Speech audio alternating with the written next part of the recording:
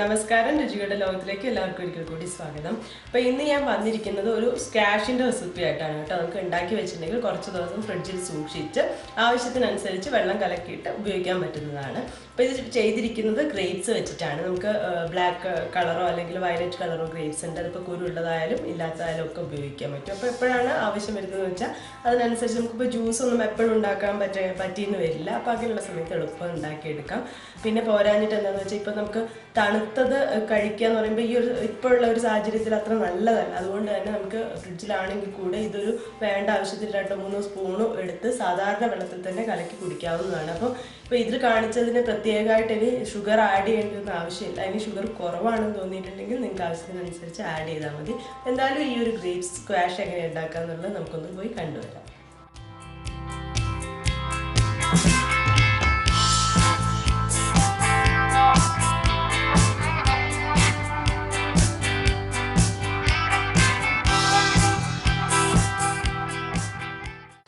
ഇതിനു വേണ്ടി ഞാൻ എടുത്തിരിക്കുന്നത് 500 ഗ്രാം മുന്തിരിയാണ് കേട്ടോ. അപ്പം മുന്തിരി എന്ന് പറയുമ്പം നമുക്ക് കുരു ഉള്ളതും കുരു ഇല്ലാത്തതും കിട്ടും. അപ്പം ഏതായാലും കുഴപ്പമില്ല.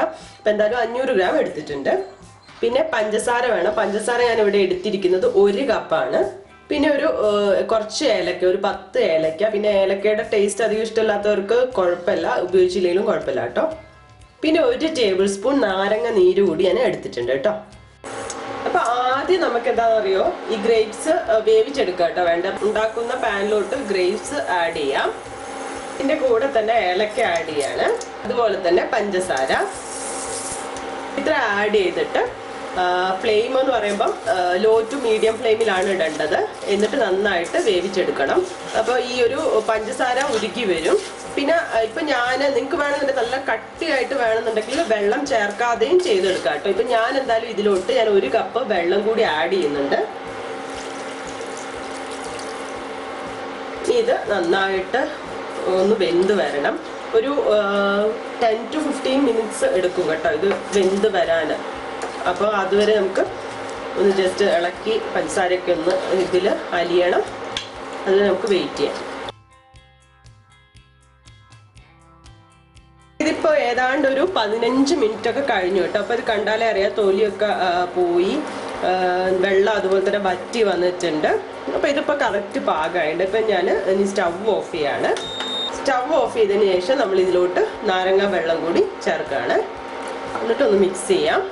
ഇനി എന്താ വേണ്ടതെന്ന് വെച്ചാൽ ഇതൊന്ന് തണുത്തതിന് ശേഷം മിക്സിയിൽ നന്നായിട്ടൊന്ന് അടിച്ചെടുക്കണം. അതിനുശേഷം അരിച്ചാണ് നമ്മൾ ഉപയോഗിക്കുന്നത്. അപ്പോൾ എന്തായാലും ഇതൊന്ന് തണുത്ത് വരട്ടെ.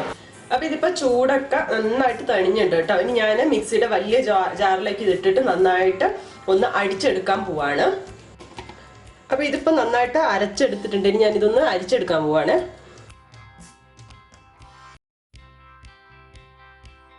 അപ്പോൾ അരിച്ചെടുത്തപ്പോൾ ഇപ്പോൾ ഇത് ശരിക്കും ഒരു 1/2 ലിറ്ററിൽ കൂടുതലായിട്ട് തന്നെ വന്നിട്ടുണ്ട്. നമ്മൾ 1 കപ്പ് വെള്ളം കൂടി ചേർത്തിട്ടുണ്ടായിരുന്നല്ലോ. അപ്പോൾ ഇനി ഇത് സൂക്ഷിക്കേണ്ടത് കുറച്ച് എയർ ടൈറ്റുള്ള ഒരു കണ്ടെയ്നറിലാക്കിയിട്ട് നമുക്ക് ഫ്രിഡ്ജിൽ സൂക്ഷിച്ചാൽ മതി. അപ്പം വെള്ളം സ്ക്വാഷ് കലക്കേണ്ട സമയത്ത് നോക്കിയിട്ട് ആവശ്യം നോക്കിയിട്ട് എടുത്താൽ മതി കേട്ടോ. അപ്പം നമ്മൾ സ്ക്വാഷ് പ്രിപ്പയർ ചെയ്യാനാണ് പോകുന്നത്. അപ്പം ആദ്യം കുറച്ച് ഐസ്, തണുപ്പ് നോക്കിയിട്ട് ഐസ് ഇതിലേക്ക് ഇടാം. എന്നിട്ട് ആവശ്യത്തിന് നമുക്ക് ആ കോൺസെൻട്രേഷൻ അനുസരിച്ചിട്ടാണ് ഇത് ചേർത്ത് കൊടുക്കേണ്ടത്. ഞാനിപ്പം ഒരു 3 ടേബിൾ സ്പൂണോളം ചേർക്കുന്നുണ്ട്. കുറവാണെങ്കിൽ പിന്നെ ചേർത്ത് കൊടുത്താൽ മതി കേട്ടോ.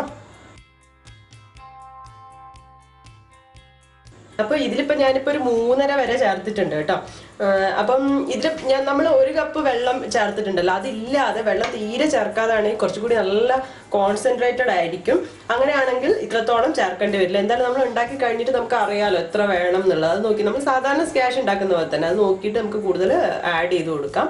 പിന്നെ ഇത് നമ്മൾ എന്താ പറയുക, തണുത്തിട്ട് വേണമെങ്കിൽ തണുത്തിട്ട് കുടിക്കാം. അല്ലെങ്കിൽ ഇപ്പം നമ്മൾ എന്തായാലും തണുത്തത് അധികം കുടിക്കേണ്ടെന്നാണല്ലോ പറയുന്നത്. അപ്പോൾ സാധാരണ വെള്ളമായാലും കുഴപ്പമില്ല. അപ്പം ഇനി ഇതിലോട്ട് ആവശ്യമായിട്ടുള്ള വെള്ളമാണ് ചേർത്ത് കൊടുക്കുന്നത്. പിന്നെ ഇതിൽ നമ്മൾ പഞ്ചസാര ചേർത്തുകൊണ്ട് തന്നെ മിക്കവാറും പഞ്ചസാരയുടെ ആവശ്യം ഉണ്ടാവില്ല. അഥവാ വേണമെങ്കിൽ ലാസ്റ്റ് ഒന്ന് ചേർത്ത് കൊടുത്താൽ മതി. ഞാൻ വെള്ളം ഒഴിച്ചു കൊടുക്കുകയാണ്.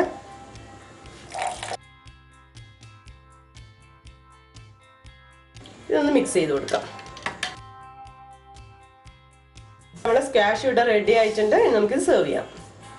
അങ്ങനെ നമ്മുടെ ഗ്രേപ്സ് വെച്ചിട്ടുള്ള സ്ക്വാഷിൻ്റെ റെസിപ്പി ഇവിടെ റെഡി ആയിട്ടുണ്ട്. കണ്ടോ എങ്ങനെയാണ് വെള്ളം ഉണ്ടാക്കിയതെന്നൊക്കെ കണ്ടല്ലോ, നല്ലൊരു കളറാണല്ലേ. അപ്പോൾ നമുക്ക് കുറച്ച് കാലം ഫ്രിഡ്ജിൽ വെക്കാം, ആവശ്യമുള്ള സമയത്ത് കലക്കി കുടിക്കാനും പറ്റും.